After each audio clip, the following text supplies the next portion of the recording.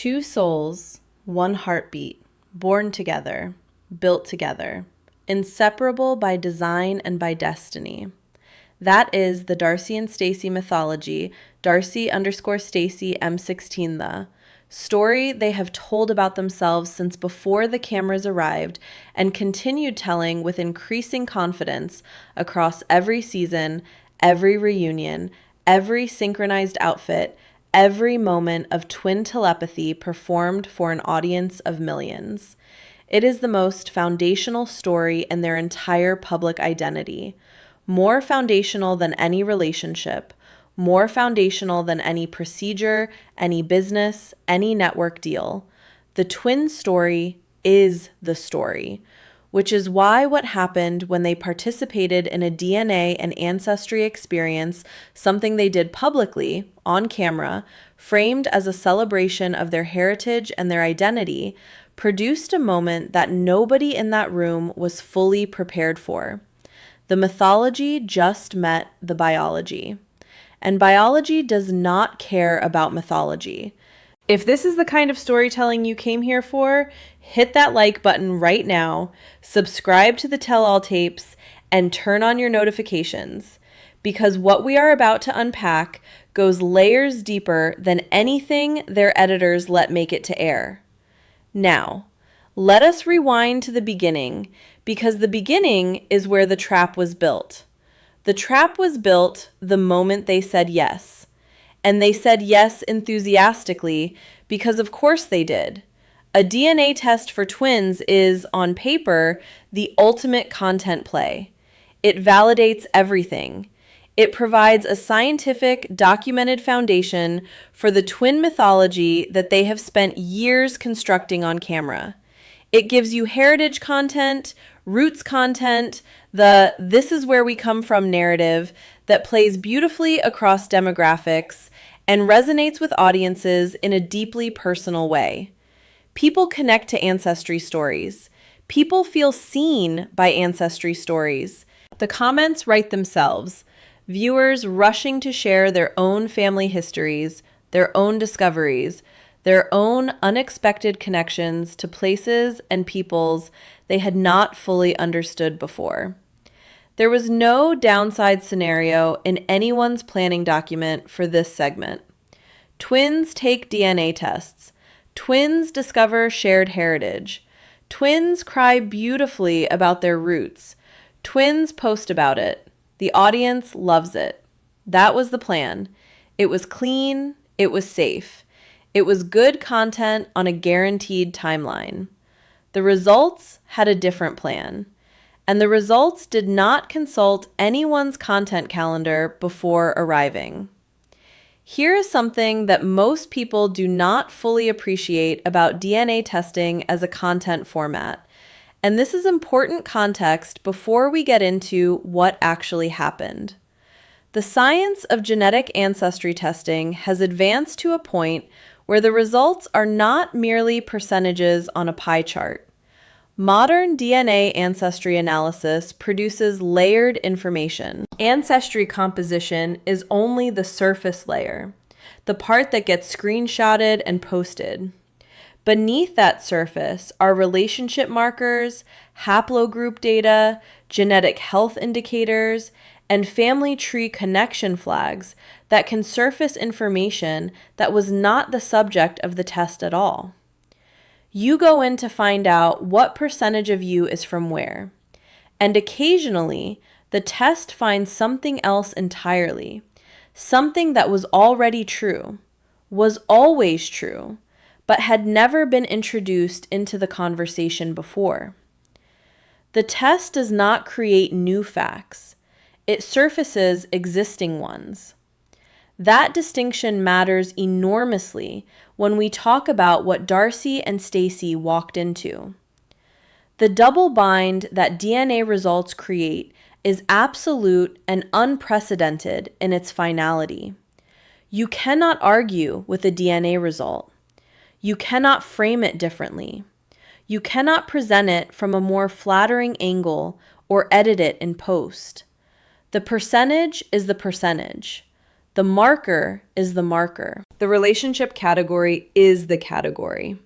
And when those outputs produce something, a number, a flag, a data point, that does not align with what has been stated, implied, or performed for years across a public platform, the only available options are to accept what the science says or to dispute the science itself. And disputing genetics in 2026 is not a position that plays well publicly. The credibility of DNA as a truth-telling mechanism is essentially total at this point in the culture. Your audience knows it, their audience knows it, everyone watching knows it, which means whatever the test found is, by definition, what is real. And whatever existed in the narrative before the test is now in a category called what we believed rather than what is documented. That is a very different category.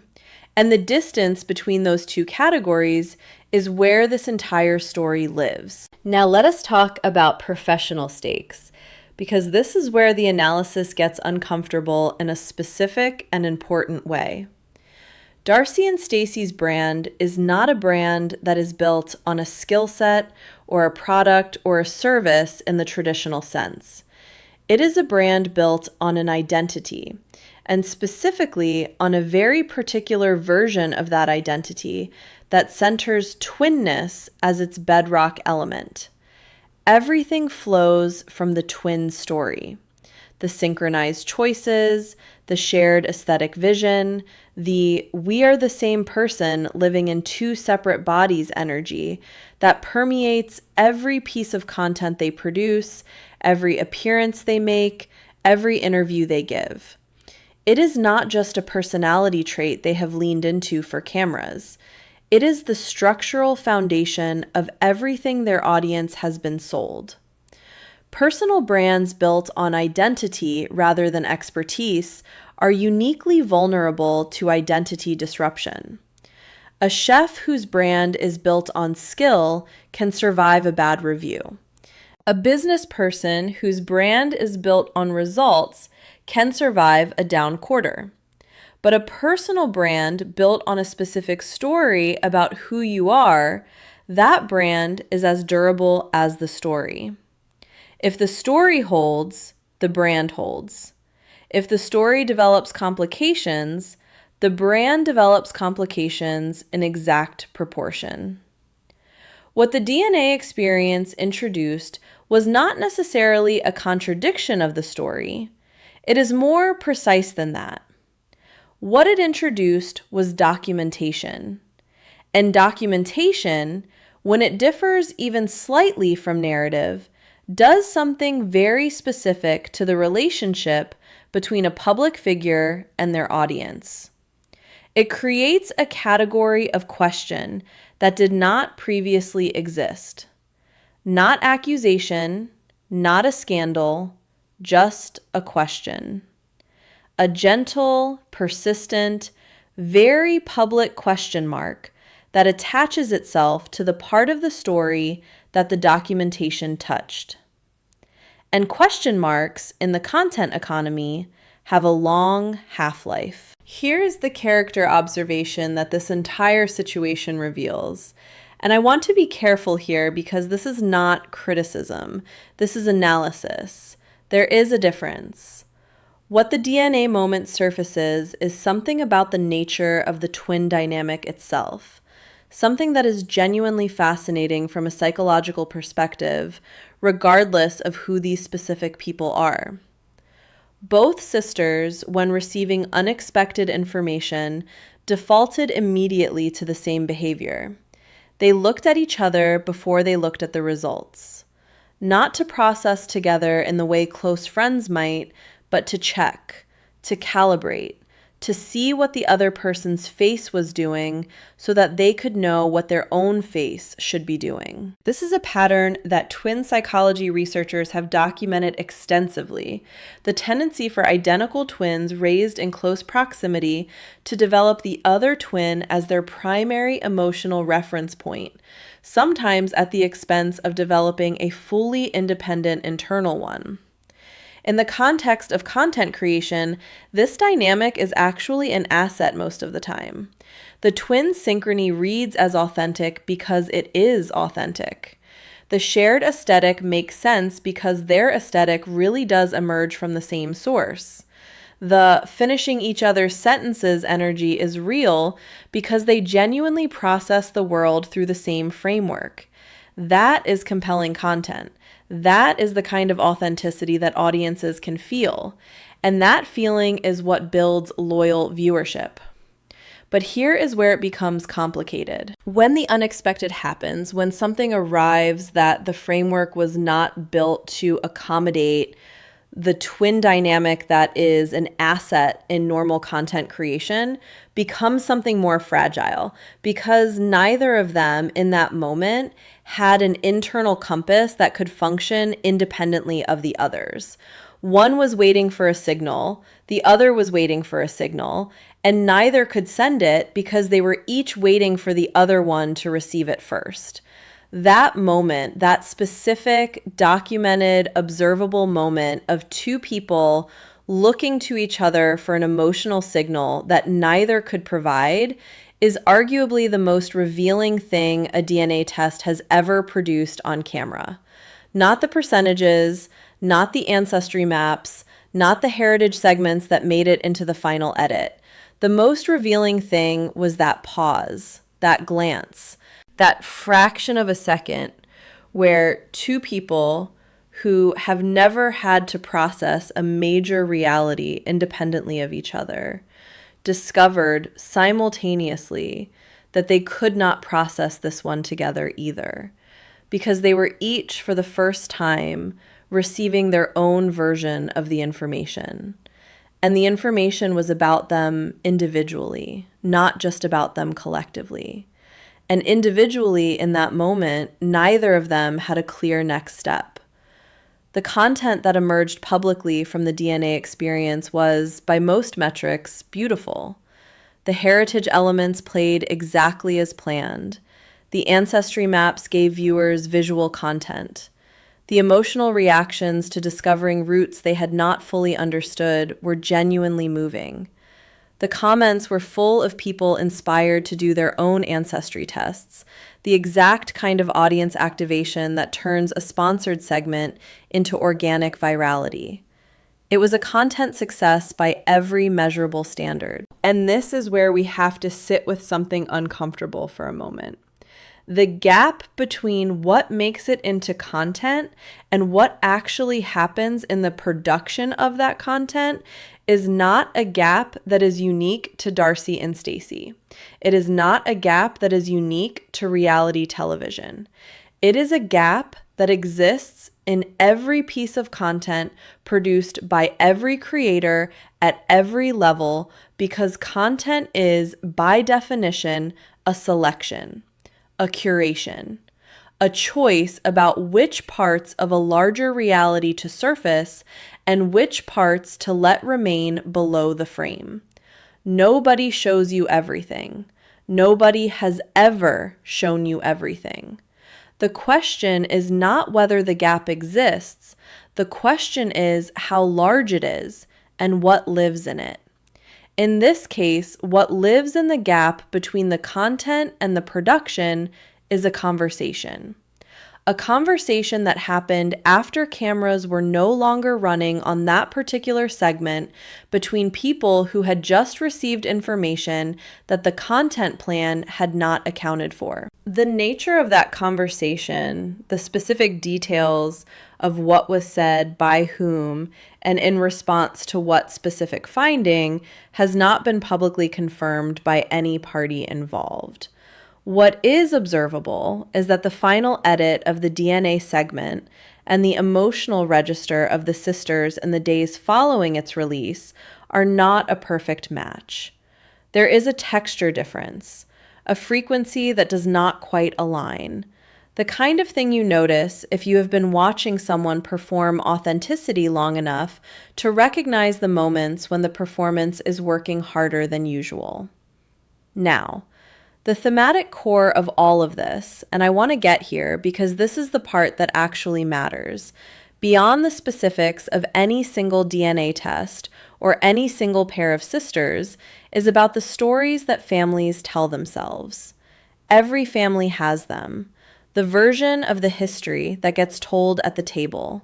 The relative who is described one way in conversation and a slightly different way in documents. The ancestry that has been simplified over time, simplified for reasons that made sense to someone at some point, maybe to protect someone, maybe to present better, maybe just because the full version was complicated and the simplified version was easier to carry, and then calcified into received truth across generations until the simplified version became the only version anyone living had ever heard.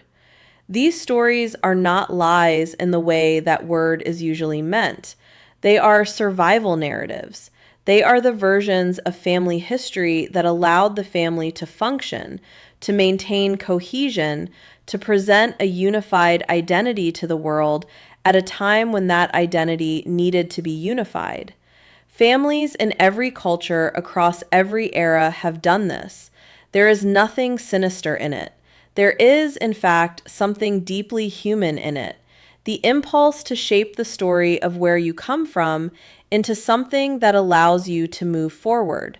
The DNA test does not care about any of that. The DNA test is not interested in what version of the story made the most sense for the most people at a particular moment in time.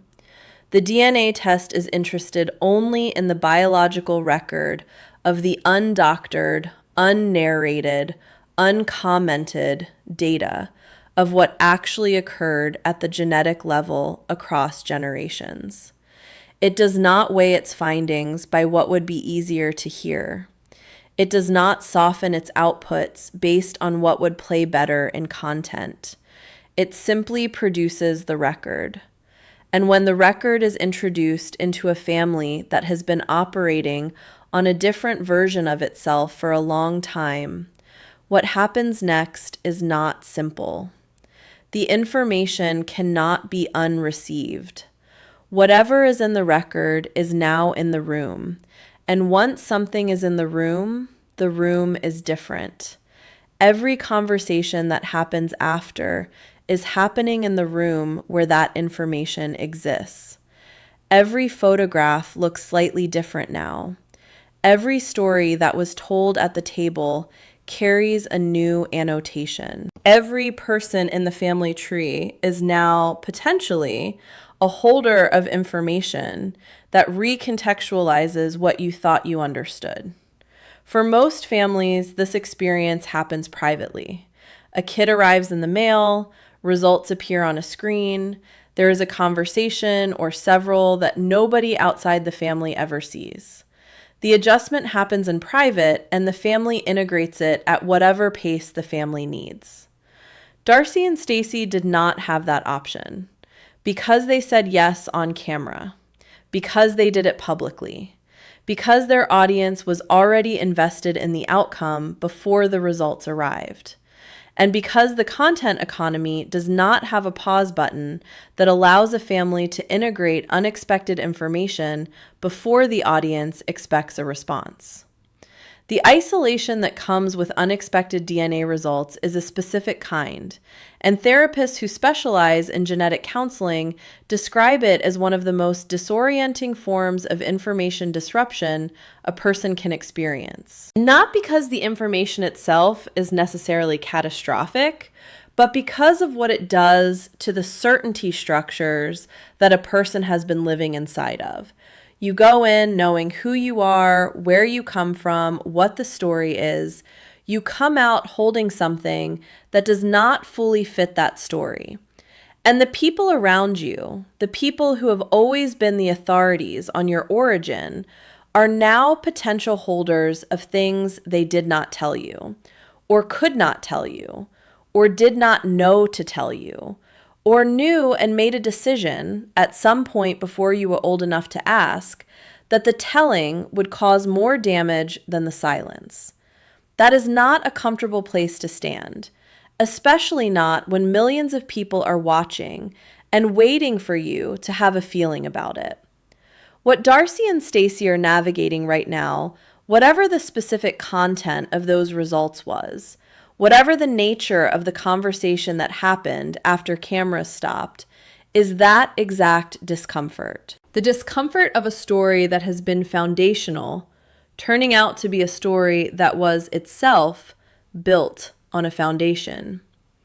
And that foundation, like all foundations, was laid by people who are not here to explain their choices. We are going to be here with the receipts, with the analysis, with every piece of verified context as it surfaces every step of the way. Stay with us, because this story is not over. It is, in a very real sense, just beginning. Here is what the results actually revealed, and I want to be precise here, because precision is what this topic demands and what this audience deserves. Vague gesturing at drama is not what we do on this channel.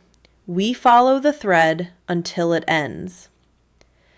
The DNA experience produced 3 specific findings that landed in ways nobody in that room had anticipated. Not 3 catastrophic revelations, not 3 scandals in the tabloid sense of that word. 3 findings that were unexpected, which in the context of a family whose entire public identity is built on a very specific, very rehearsed, very thoroughly performed understanding of who they are, is a category of unexpected that carries weight far beyond what those 3 findings would mean to a private family with no cameras, no audience, and no brand architecture built on top of their origin story. The first involved their ancestry composition. The breakdown that came back differed from the family narrative they had publicly maintained. Not dramatically, not in a way that is scandalous by any clinical measure, but in ways that are documentable, specific, and inconsistent with details that have been stated with confidence across years of public appearances. Minor, yes. Documentable, also yes. And in the world of personal branding, minor and documentable is a combination that has a very long tail. The second finding was the one that caused the production team to pause filming, not stopping, which is a specific word that people who work in production use to describe the moment when something unexpected has surfaced in the material and everyone in the room needs a beat to assess what just happened before the cameras roll again. A pause is not a crisis, but a pause is also not nothing. A pause is the production acknowledging in real time that the content they were making has just become something other than what they planned to make. The second finding involved a genetic marker related to their extended family tree, something about a branch of the family that had either not been known, had been known but not discussed publicly, or had been discussed in a version that the genetic record does not fully support. The third finding, and this is the one that required the genetic counselor to involve a result in the sibling relationship category. Now, before we go further with this, I need to give you the scientific context, because without it, this finding sounds more alarming than it actually is, and this channel does not alarm for its own sake. Identical twins share at the genetic level essentially all of their DNA. The percentage is typically reported at or very close to 100% for the markers that standard ancestry tests measure in the sibling relationship category. Very close, not always exactly. There is a range, and the range exists because of a phenomenon called somatic mutation small. Post-conception genetic variations that can occur during cell division and development. producing results where even genetically identical individuals can show minor variation in certain tested markers. This is documented science. This is not disputed.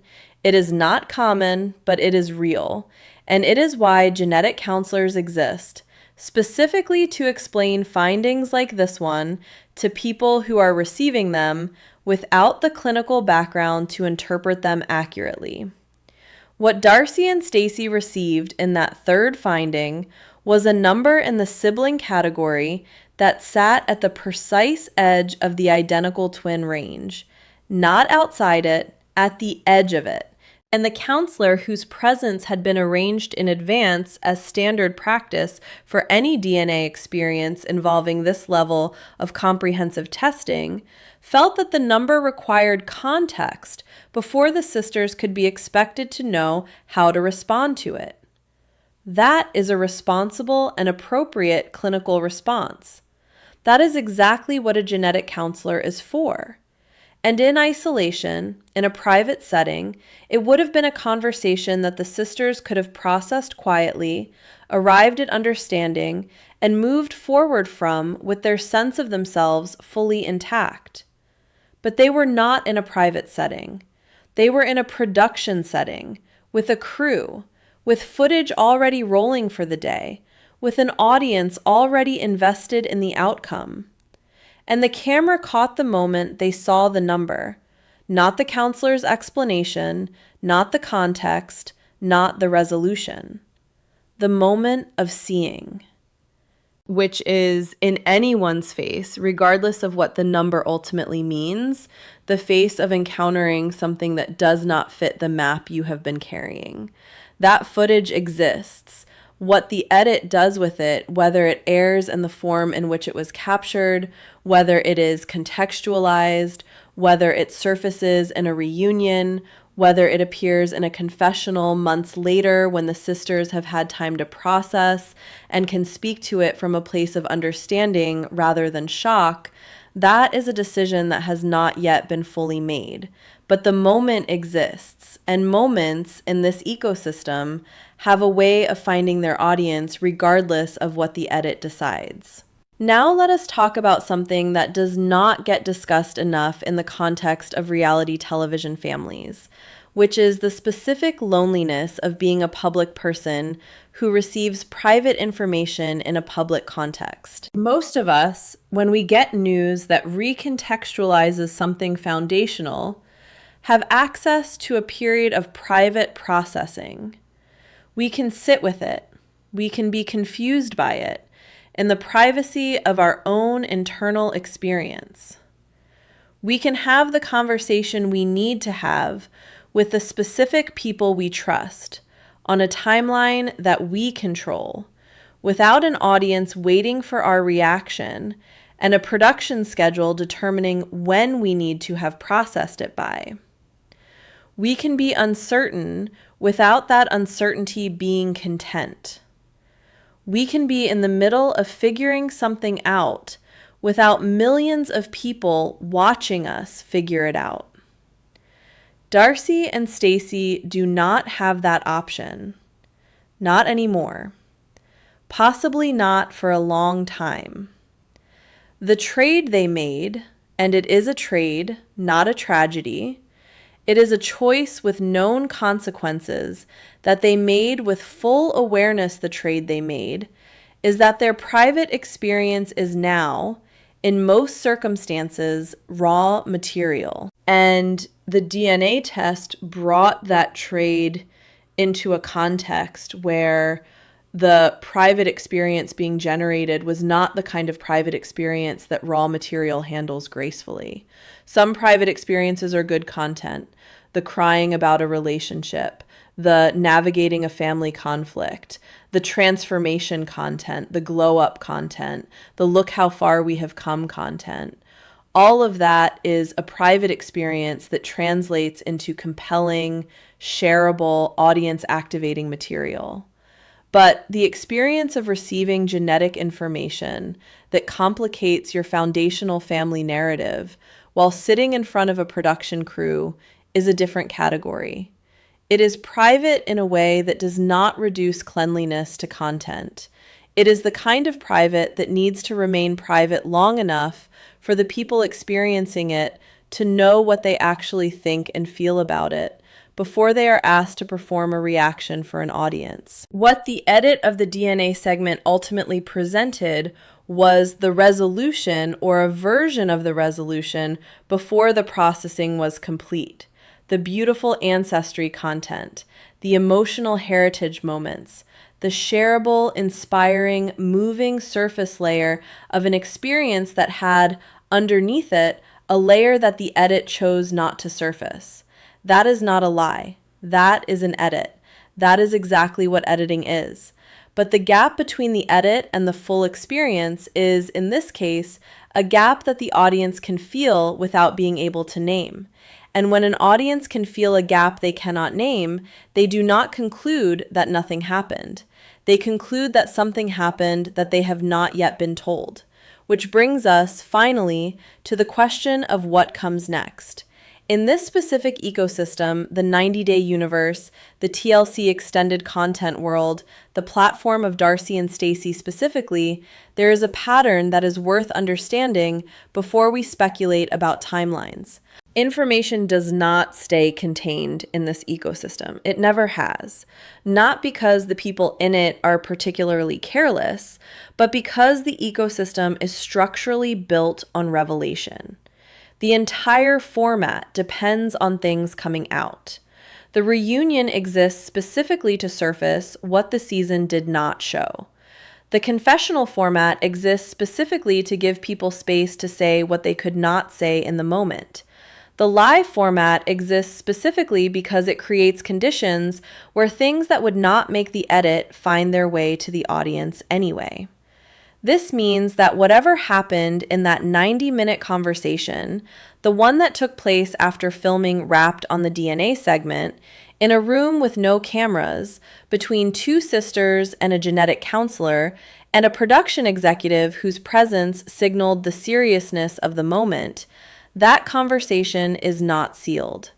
It exists in the memories of everyone who was in that room. It has almost certainly been discussed in contexts beyond that room, and the subjects of that conversation are continuing to move through the world, continuing to make content, continuing to give interviews and appear on live shows and interact with their audience, and eventually, as inevitably happens, the conversation will find a crack in the performance and come through. It might come through in a carefully managed reveal, a future episode, a reunion moment, a sit-down where they get ahead of the story by telling it on their own terms. That would be the strategic choice.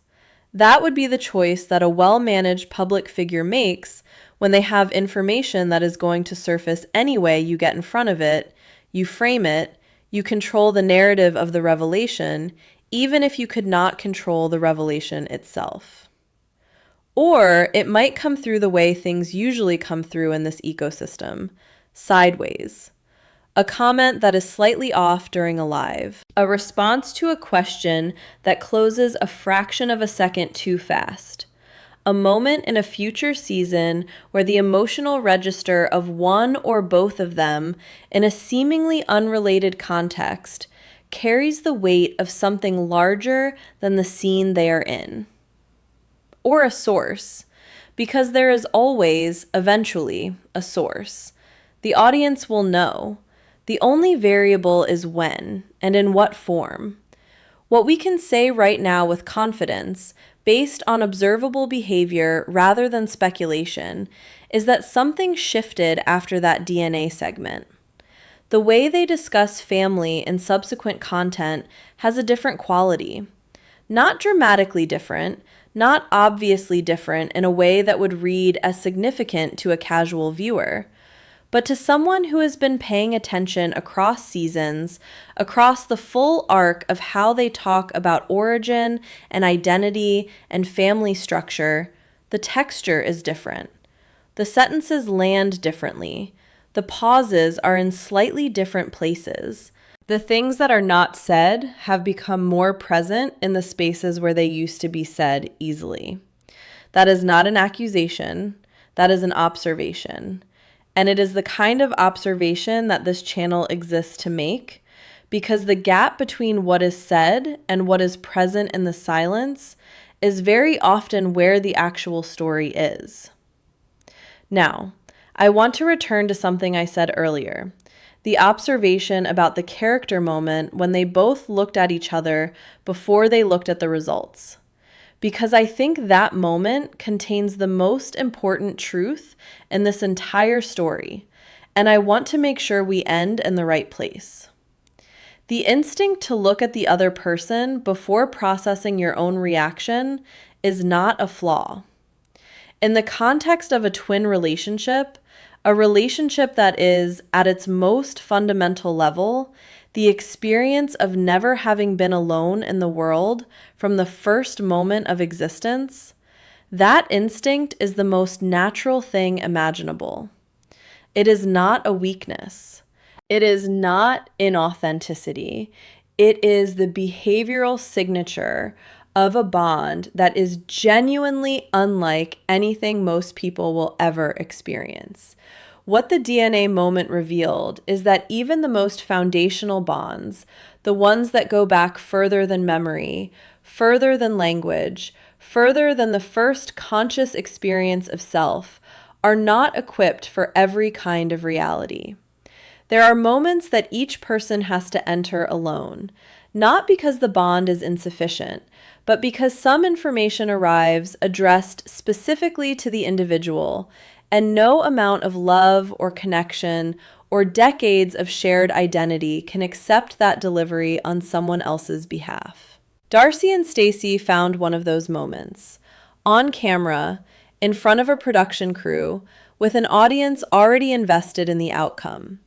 And what they did in the immediate aftermath, the content they produced, the heritage narrative they presented, the beauty they managed to find in an experience that also contains something unexpected and complicated, is actually more impressive in that context than it would be if the segment had gone exactly as planned.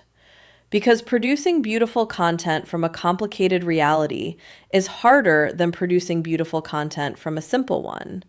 And whatever else you want to say about this story, they produced beautiful content.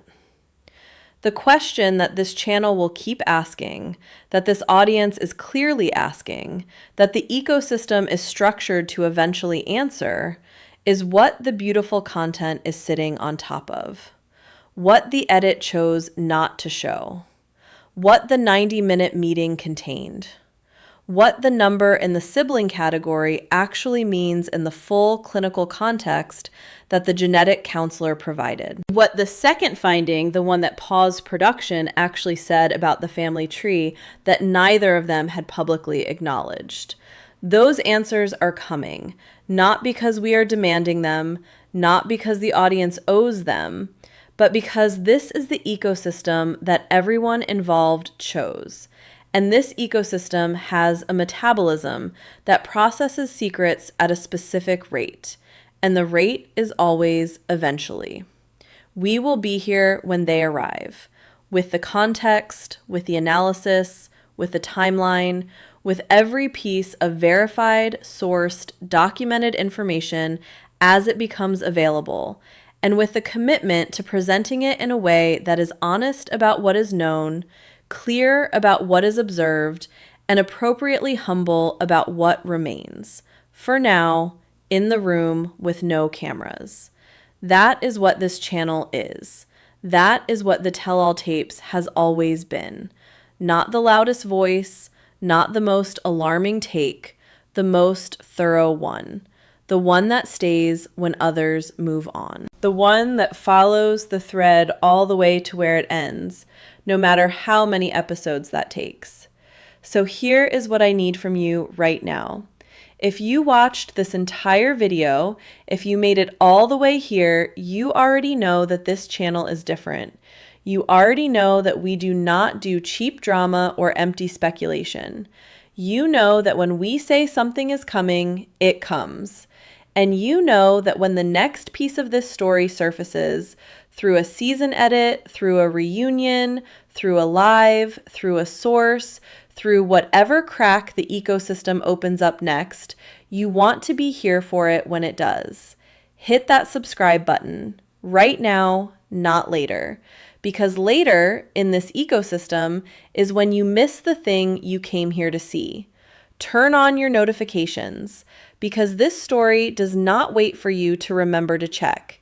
It moves on its own timeline, and our job, yours as the audience, mine as the person doing the work, is to be ready when it does. Leave a comment below telling me what you think was in that 90-minute conversation. Not what you hope, not what would be most dramatic, what you actually think based on everything you have watched across the seasons, based on your reading of these two people, based on your instinct about what kind of information would require a production executive and a genetic counselor in the same room for an hour and a half. This community has been right before. I want your reading. Share this video with one person who watches this franchise. Just one. Because the conversation this video starts is better when more people are in it. The tell-all tapes. We stay until the story ends. And this one is nowhere near the end.